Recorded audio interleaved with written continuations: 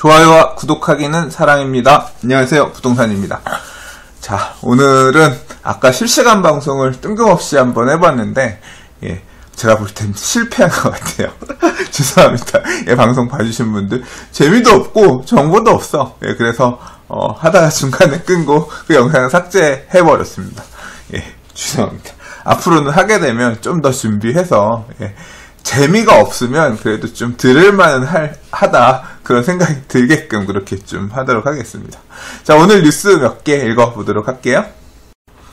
자, 첫 번째 뉴스는 분양가 상한제 뉴스인데요. 분양가 상한제 관련해서는 근래에 조금 여러 개의 꼭지로 뉴스가 났습니다. 그래서 이제 분양가 상한제가 이제 부활할 건데 어느 지역에 적용될 거냐, 서울시 안에서도 어디 적용될 거냐, 이제 뭐 이런 것에 대해서 얘기가 있었습니다. 근데 이게 되게 직접적으로 되게 큰 이슈가 될 만한 이유는 뭐냐면, 분양가 상한제라고 하는 건 분양가를 직접적으로 규제할 수 있는 어떤 근거가 된다는 거잖아요. 그러니까 과거에는 분양가 상한제가 있긴 있었지만 분양가 상한제가 발동될 수 있는 조건 자체가 굉장히 엄해서 분양가 상한제 규제를 받지 않았던 상황이고, 그래서 이제 파리부동산 대책에서 이 부분을 건드려서 좀 쉽게 분양가 상한제가 적용되게끔 하겠다. 그래서 일반 분양가, 아파트의 일반 분양가들을 좀 낮추겠다. 이런 이제 정부의 의지가 담겨 있는 대목이라고 할 수 있는데요.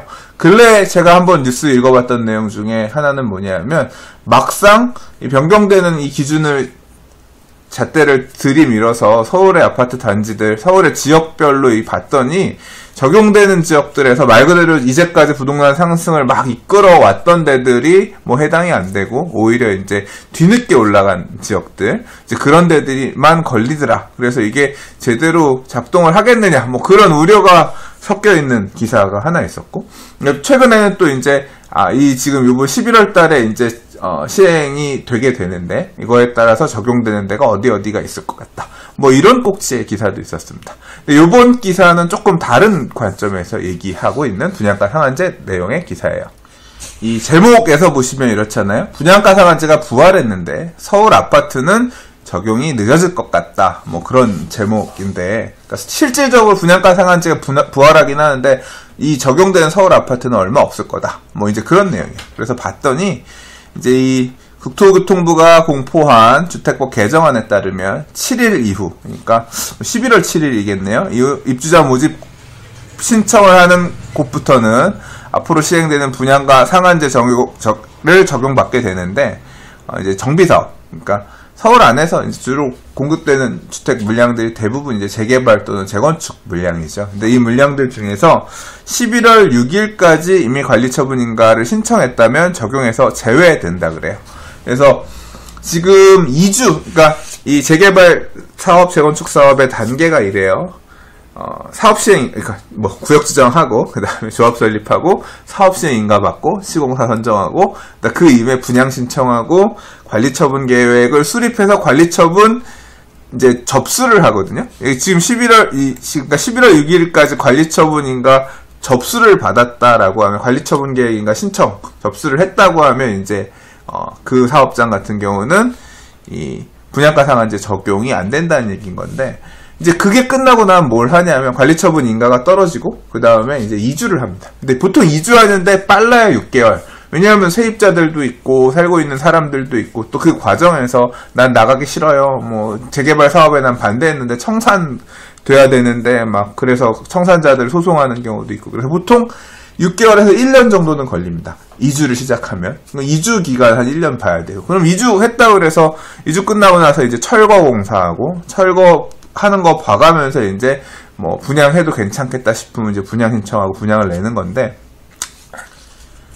지금 이제 유망 분양 물량이라고 언론에서 나오고 있는 그런 애들은 다 언제 한 거예요? 적어도 6개월에서 1년 전에는 다 이 관리처분 계획 부분이 끝났고, 이주 또는 이제, 그러니까 앞으로 분양 나올 애들이 대부분 이제 이 분양가 상한제 적용이 바뀐 법에 따라서 분양가 적용 받는 애들은 아니란 거예요. 그러면 이 바뀐 규정에 따라 분양가 상한제 적용되는 애들은 어떤 애들이냐? 지금 관리처분 계획을 수립하고 있는 단지들이 이제 앞으로 분양가 상한제 적용이 될 건데, 그럼 반대로 어떻게 되겠어요? 11월 6일 이후, 11월 7일 이후 관리처분계획 인가를 접수한다는 얘기는 앞으로 이주하고 철거하고 분양하는 데까지 최소한 한 1년에서 플러스 알파가 있을 거란 얘기잖아요. 또 기사에서 보면 뭐라고 설명하고 있냐면 지금 막 재건축 사업들을 밀어 추진하였던 단지들 같은 경우에 급격하게 엄청나게 일단은 재건축 초과액 환수제를 피하기 위해서 막 무리하게 집어넣는 수준이라는 거죠. 그래서 사실 이제 관리처분계획 인가 접수 한 번만 하고 나면 그 다음에는 뭐 사업시행 인가 변경을 하든 관리처분계획 인가 변경을 하든 뭔가 조금 이 분양가 상한제를 피하거나 분양가 상한제 피하는 부분이 아니죠. 정확히 이제 재건축 초과액 환수제는 일단 피했으니 한숨 돌리고 좀 천천히 갈 수도 있다. 그래서 그런 단지들 같은 경우 실제로 일반 분양 나오는 시점까지는 더 걸릴 수도 있다는 거죠. 그래서 분양가 상한제 적용된 단지가 언제 분양 나올 거냐? 적어도 1년 이상은 걸려야 분양가 상한제에 따라서 좀 분양가가 싸게 조정된 물량이 나오지 않겠냐? 이제 그런 꼭지로 설명하고 있는 제목의 기사다 보시면 되겠습니다. 다시 말해서 분양가 상한제가 적용됐다라고 해서 분양가가 그렇게 싼 게 나오려면 좀 기다려야 된다. 그렇게 이해를 하시면 되겠습니다. 한편으로는 또 기사에서 이런 부분도 언급하고 있습니다.